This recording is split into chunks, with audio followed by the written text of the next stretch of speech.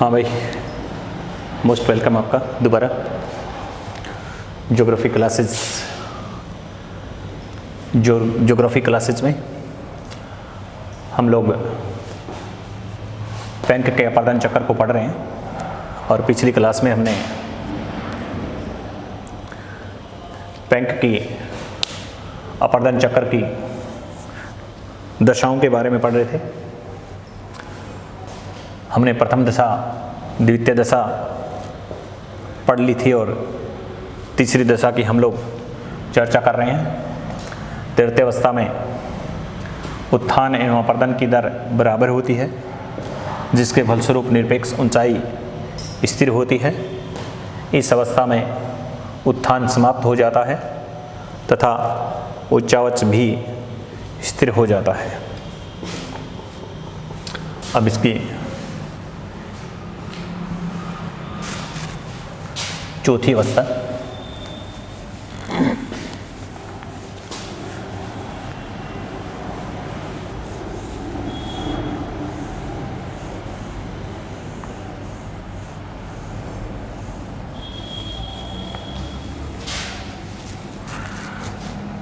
तृतीय अवस्था के बाद हमारी चौथी अवस्था है चतुर्थ अवस्था।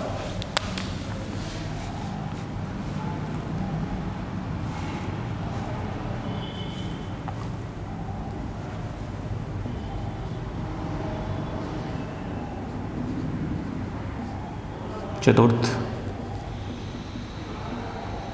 अवस्था, चतुर्थ अवस्था में उत्थान के समाप्त होने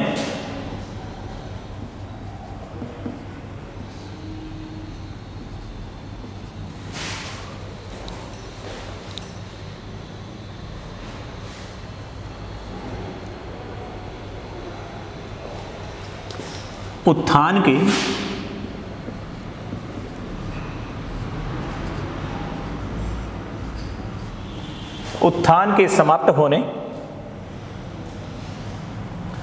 एवं अपर्दन के कारण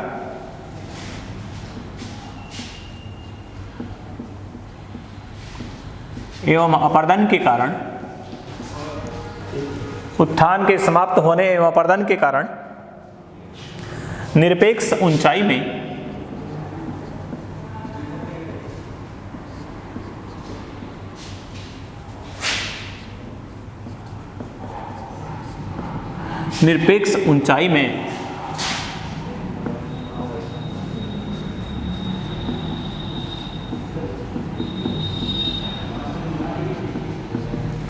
कमी आने लगती है। निरपेक्ष ऊंचाई में कमी आने लगती है और उच्चावच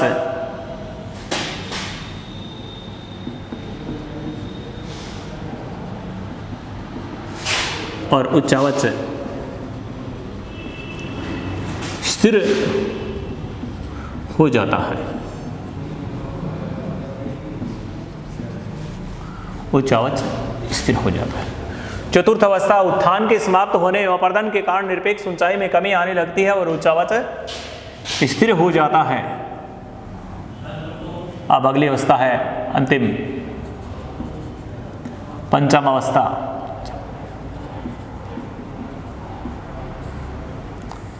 अगली है हमारी पंचम अवस्था है, लिखिए इसमें पंचम अवस्था या पंचम दशा। पार्श्ववर्ती अपर्दन की तीव्रता के कारण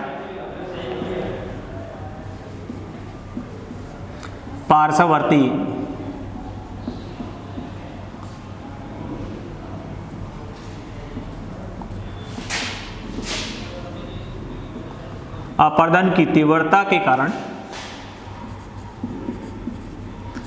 पार्श्ववर्ती अपर्दन की तीव्रता के कारण जल विभाजक की चोटियां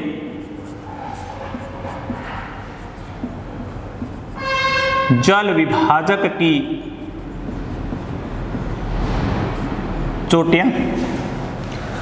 विभाजक की चोटियां का तेजी से चोटियों का तेजी से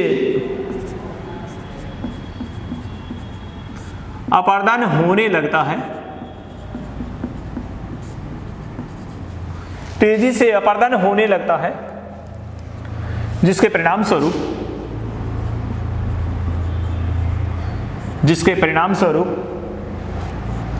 निरपेक्ष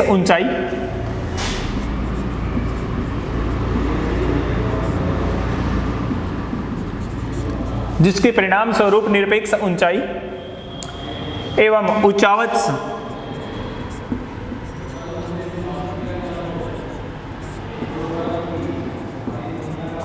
निरपेक्ष ऊंचाई एवं उच्चावच दोनों में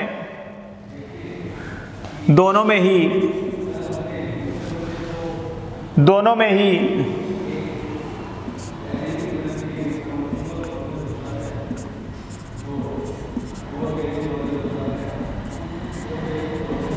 कमी आने लगती है। पांचवी अवस्था है, पांचवी दशा है पार्श्ववर्ती अपर्दन। पार्श्ववर्ती अपर्दन है वो तेज गति से होता है, जिससे जल विभाजक की चोटियां हैं वो तेजी से अपर्दित होने लगती है, जिसके परिणाम स्वरूप निरपेक्ष ऊंचाई यूसी और एलसी में निरपेक्ष ऊंचाई एवं उच्चावच दोनों में कमी आने लगती है। इस प्रकार से 5 दशाओं के अंतर्गत पैंक महोदय ने अपने इस अपर्दन चक्र की संकल्पना को समझाने का प्रयास किया है,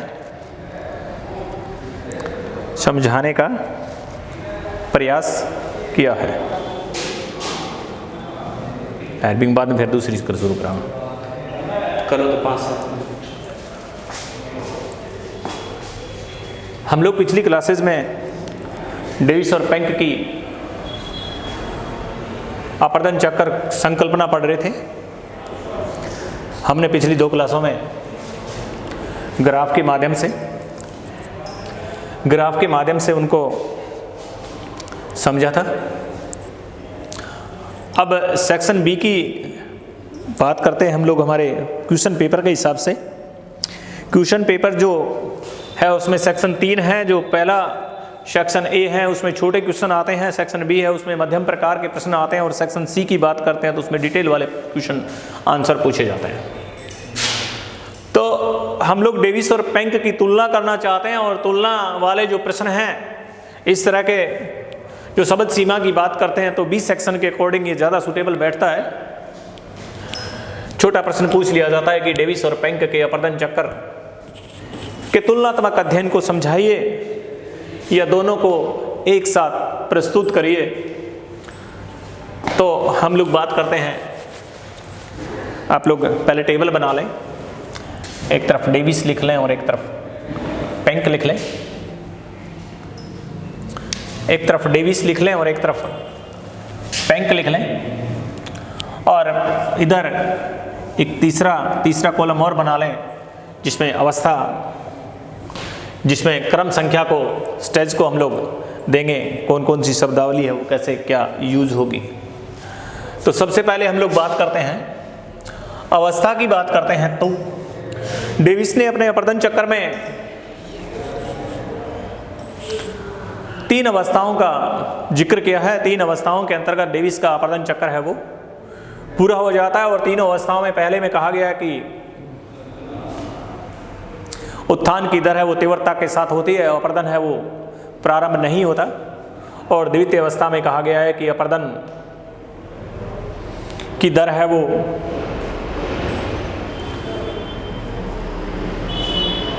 उत्थान की अपेक्षा कम होती है, और तीसरी जो अवस्था है उसमें उत्थान है वो 0 के बराबर हो जाता है, और अपर्दन की गति है वो, अपर्दन की दर है वो तीव्रता के साथ होती है। इस प्रकार 3 अवस्थाओं के अंतर्गत डेविस ने अपने अपर्दन चक्र को समझाया है। उसी प्रकार इसके अपोजिट पैंक महोदय ने अपने अपर्दन चक्र की 5 प्रावस्थाओं का वर्णन किया है, 5 स्टेज बताई है इसने प्रथम अवस्था, द्वितीय अवस्था, तृतीय अवस्था, चतुर्थ अवस्था, 5 अवस्थाएं हैं। प्रथम, द्वितीय, तृतीय, चतुर्थ एवं पंचम। यहां 3 अवस्थाएं हैं डेविस के अकॉर्डिंग और इधर 5 अवस्थाएं हैं। अब दूसरी बात करते हैं हम लोग, दूसरी अवस्था की बात करते हैं हम लोग, दूसरे स्टेप की बात करते हैं। तो डेविस महोदय ने अपने अपर्दन चक्र में बार बार अवस्था का जिक्र किया है कि किस अवस्था में क्या होता है, और उसी प्रकार पेंक महोदय ने इस अवस्था शब्द की जगह इंटीवक्लुम शब्द का यूज किया है और इंटीवक्लुम शब्द का तात्पर्य है विकास। तीसरी बात करते हैं हम लोग उत्थान की। उत्थान और अपर्दन की बात करते हैं तो डेविस महोदय कहते हैं कि प्रारंभ में यानी प्रथम अवस्था में, शुरुआत में किसी भी स्थल रूप का उत्थान होता है और उत्थान भी तीव्र गति से होता है, और उत्थान पूर्ण जब तक नहीं होता जब तक अपर्दन प्रारंभ नहीं होता। इसके अपोजिट पेंक ने कहा है कि अपर्दन कोई उत्थान होने का इंतजार थोड़ी करेगा। जैसे जैसे पेंक ने बताया कि जैसे जैसे उत्थान होता है वैसे वैसे अपर्दन का भी प्रारंभ हो जाता है, लेकिन उसमें कंडीशन ये होती है कि प्राथमिक जो अवस्था होती है उस अवस्था में उत्थान की दर है वो तीव्र होती है, लेकिन अपर्दन की दर है वो न्यून होती है। दूसरी अवस्था में उत्थान की दर भी तेज हो जाती है और अपर्दन की दर भी तेज हो जाती है। और तीसरी अवस्था है वो प्रतिस्पर्धात्मक होती है, जिसमें उत्थान और अपर्दन की क्रियाएं बराबर मात्रा में चलती है। और चौथी अवस्था में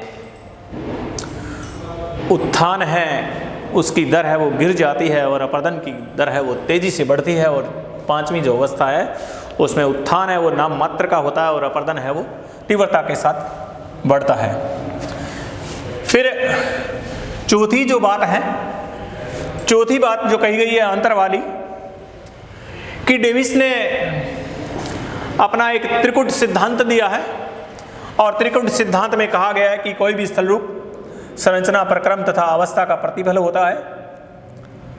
लेकिन पेंक ने कहा है नहीं, ऐसी कोई बात नहीं है। पेंक ने बताया कि कोई भी स्थल रूप अंतर्जात बलों की तीव्रता एवं बहिर्जात प्रक्रमों द्वारा विस्थापन के अनुपात की परिचायक होता है। और पांचवी बात जो है, जब अपर्दन चक्र अंतिम अवस्था में होता है, अंतिम अवस्था में होता है अपर्दन चक्र, तो अपर्दन की सारी क्रियाएं संपूर्ण होने वाली होती है। उस समय उस भूभाग के ऊपर कुछ कठोर चट्टानें अवशेष के रूप में रह जाती है,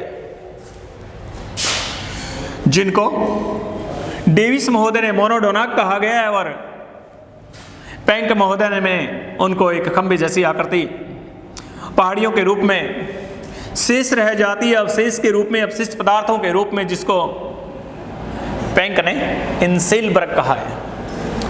पेंक ने इंसेलबर्ग कहा है और डेविस ने मोनोडोनाक कहा है। और छठा जो डिफरेंस जो बताया गया है वो डेविस का जब अपर्दन चक्र प्रारंभ होता है तो उस प्रारंभिक अवस्था को डेविस ने तैयारी की अवस्था कहा है और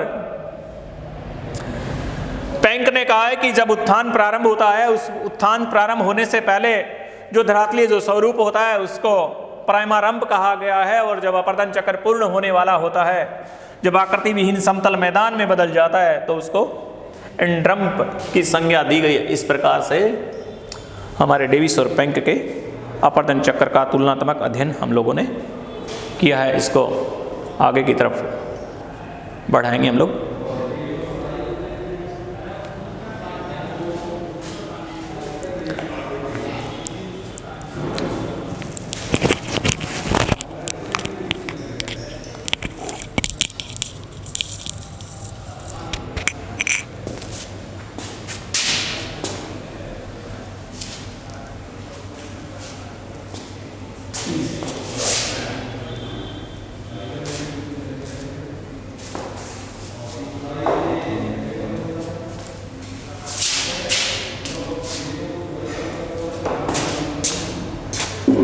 मनोज जी,